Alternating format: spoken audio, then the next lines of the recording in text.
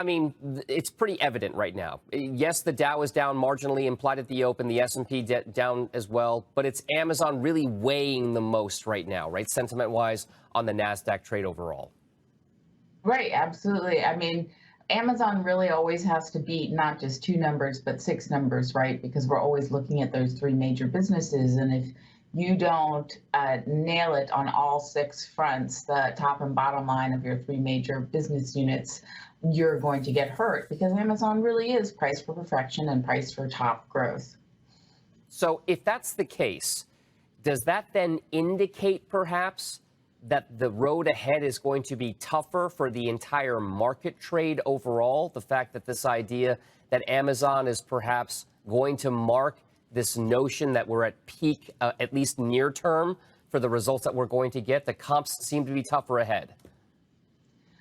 Well, I think Amazon and some of the big mega cap technology companies, we've already seen that even if you beat your top and bottom line of your major business units, but there's a margin that came down or something, really people are looking for any like reason to push these stocks down.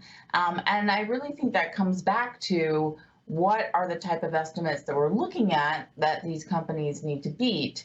And right now, even companies that beat top and bottom line and beat across the board, even on different business units, they're still getting hit pretty hard, particularly those mega caps.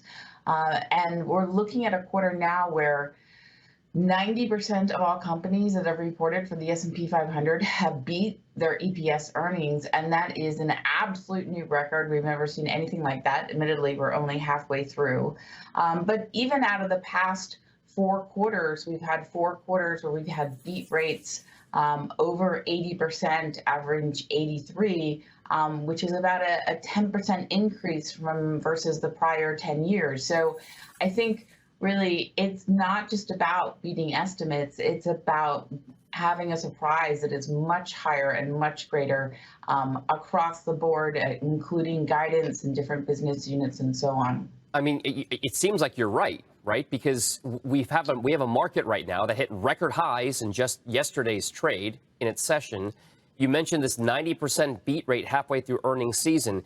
It appears as though the market narrative is justifying what's happening with the earnings reporting season and vice versa. So what exactly then takes down this market if everything is going on all cylinders? So I think the one thing that we might see for taking down the market would be really valuations getting extremely too high. And when you take a look at these new valuations of the S&P 500, we're looking at about 22 times forward earnings. That seems insane. We've never seen those kind of numbers before when you're looking at forward earnings, which means your forward valuations, which means against your earnings estimates. But considering that everybody is putting in these really low numbers and companies are beating them right, left, and center, almost by 100%, that says that actually when we look at forward valuations, we probably should make that E in your PDE a little higher because analysts are putting in such low numbers. And so we could have the market go higher even though we are trading at 22 times versus a previous high of about 19. So in the prior years, normally 19 was your absolute peak and 18 was your high top of the range.